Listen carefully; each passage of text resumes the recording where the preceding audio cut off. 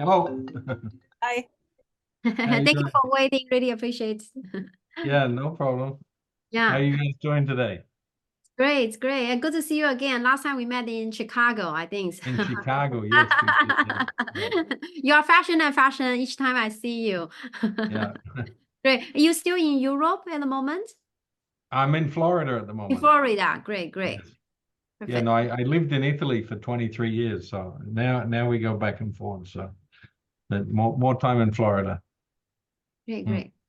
Yeah. All right. Laurie, all yours. Hi, nice to meet you. My name Sorry. is Laurie. I'm a writer and an editor, and I'm just going through Brands with Taylor today to pitch a story on Borgo 28 to several magazines that I'm acquainted with. I have a couple questions for you and your brand, but first, you mentioned Italy. Where in Italy did you live? In Florence. In So Florence. I've got a bit of a long story because I was born in New Zealand. I grew up in Australia. When I was in my mid-20s, I went to London and studied at the Royal College of Art. I was studied as I did a master in fashion design, but also specialized in hand tailoring. So Interesting. when I finished in London, I figured I was going to go to Italy for a year, work there for a year, and go home to Australia. But 23 years later, I was still in Italy. So I got a job. I landed a job for um, quite a large Italian American company, um, and became design director for the company, and uh, got married, had a family, and stayed living in Italy. So uh, Interesting. That's really cool. yeah, in That's 2013, I moved to the United States to help promote my brand and help grow it. Together in a partnership with a company called Ballon, who are a 75-year-old family, third generation business. Well, it's definitely good that if you're in apparel now and you're running your own brand, it's good you got your start in the hand tailoring capital of the world, which in my opinion is Florence. Yes, Um, so how long has Borgo 28 been around, and what inspired you to launch it? I was so I was in Italy, and the company I was working for, which was an American company, sold, and so I started a freelance design company where I worked for different companies and promoted uh, private label product development for American companies, made in Italy. And I was doing that for several years. And one year I had a large customer, Harry Rosen, and they said, "Oh, you know, can you make us some shirts?" I said, "Yeah, that'd be great." And so I made the shirts and decided to sell them myself as well on the marketplace in the States. And that's sort of how we got started. And at the time, my office was in Borgo on Usanti 28, which is the name of the company. So our street address was technically um, the name of the company. And I used to get people come and ring the doorbell all the time and say, "Oh, is this where Borgo is made?" So, yeah. Interesting. And what are some distinct elements of your brand's design aesthetic? So, and I really appreciate, like, what I fell in love with in Italy is all the hand tailoring and all the attention to detail. And so Borgo, my background being tailoring is I incorporate that into a lot of our products. So um, with, for example, the fit of our shirts, we cut a narrower cross front and a wider cross back, because today when people are driving the car, computer, telephone, they're always sitting with their hands in front of you, right? So we sculpture our garments to reflect that in everything we do. And I always end up fighting with the factories. They're saying, "No, you know, the cross chest is too narrow compared to the cross back." And I said, "Well, that's because we want people to feel comfortable, and there's nothing worse than when you put something on and you feel pressure." So, we take the tailoring aspect and we incorporate it a lot into our garments. And do you have any sustainable elements to Borgo 28? All of the products that we use, 99% of them are all natural fibers. And latest studies have shown that in products that are used, for example, the fast fashion element, they're using a lot of synthetic elements, and the synthetic elements, they don't break down, they're not biodegradable, and people are buying them, using them, and throwing them out, and it's causing a lot of if you read a lot of the studies about ecology and the natural fibers overall have a much lower impact on our lifestyle. So they have a lower impact both from a dyeing point of view. All the factories that we work with, they have their own inside laundries, and so they like the dyeing process, they recycle the water. I mean, all the state-of-the-art factories are very conscious about that. So and especially the Italians and the Europeans. I mean, you find a lot of in a lot of other countries, they don't have the same what do you call it, like policing that you do in the European countries. So the Europeans are very into looking out for the water and recycling the water and so forth. Mm-hmm. And would you say that the Italian silhouette, like of an Italian men's suit, plays a big role in the silhouette of Borgo 28 apparel? I want to say components of it, the components of the Italian hand tailored, we definitely take into consideration when we're fitting a garment and how we make it fit and look as well. We like our garment to be like underneath the arm. A lot of garments, you have a lot of fabric and it bunches up. If you look at our garments, the way they're cut, when they're on the body, they're slimming looking, and that's a big point that we follow. And where do you source your materials?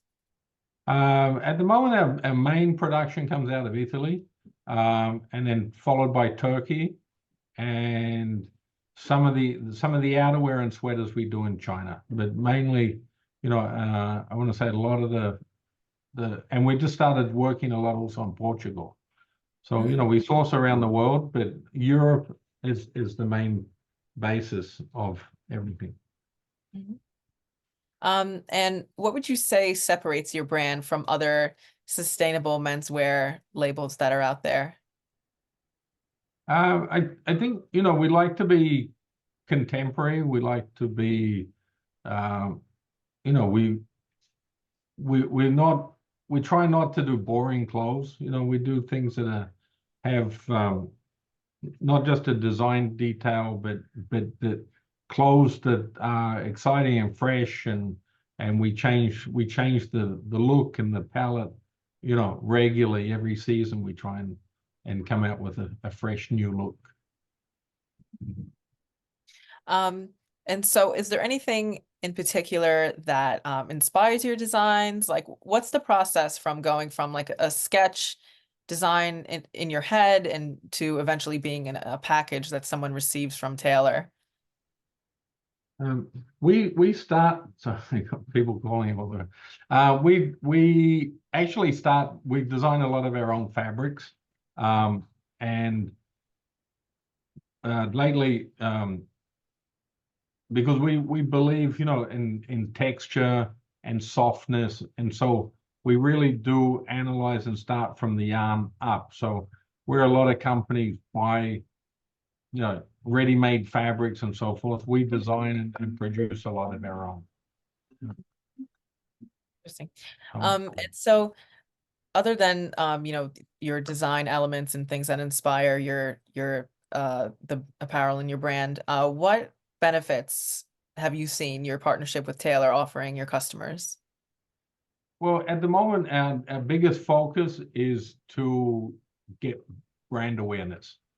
And we feel that with partnering with Taelor, you're helping us get to our final customer.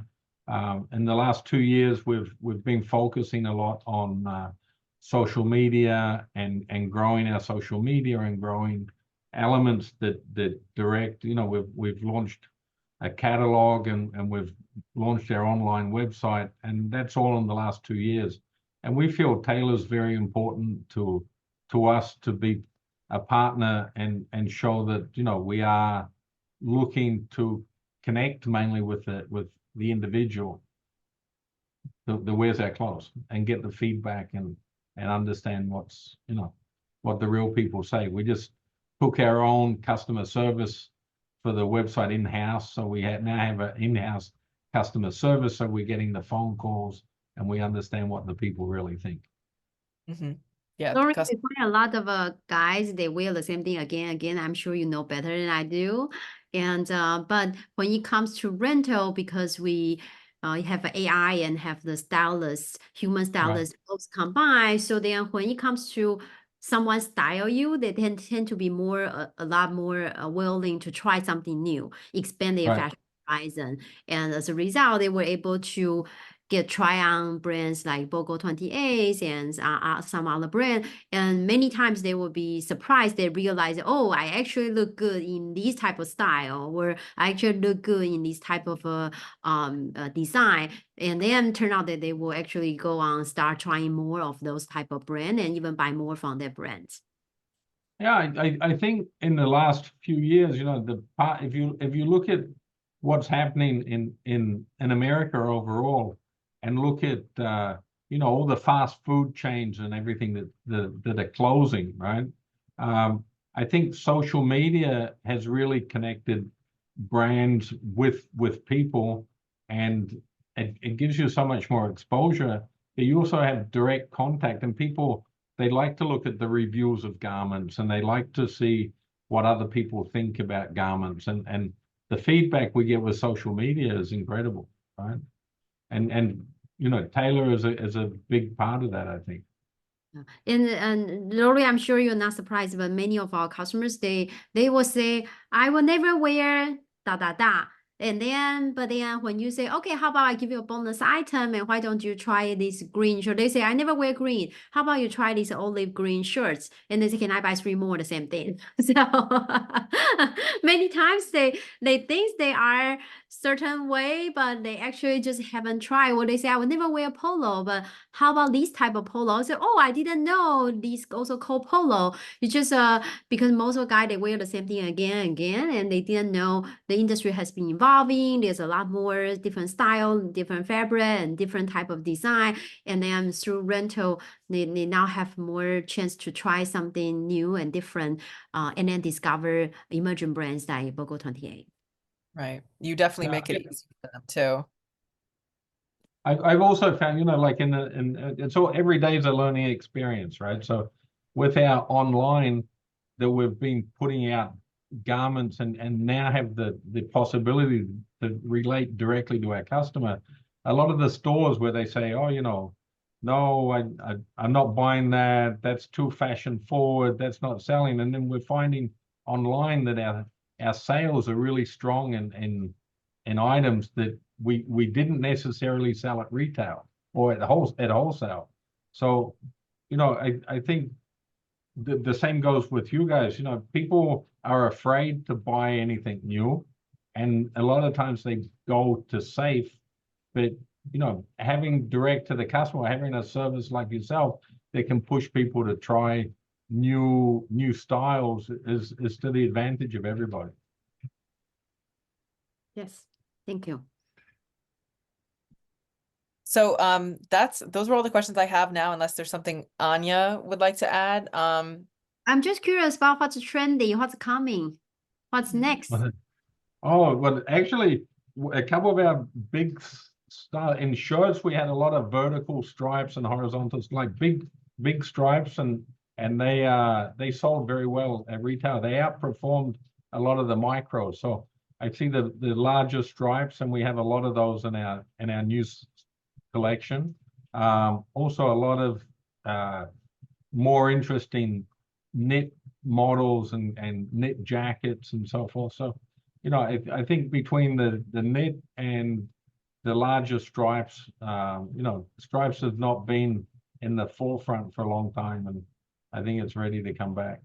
Horizontal or vertical? Where Vertical, horizontal. I got some really crazy stuff going on at the moment. So I look forward to seeing you in Chicago. great, great. Thank you. All right, Passion, thank you. Nice meeting Thank you very much, everybody. Have a great day.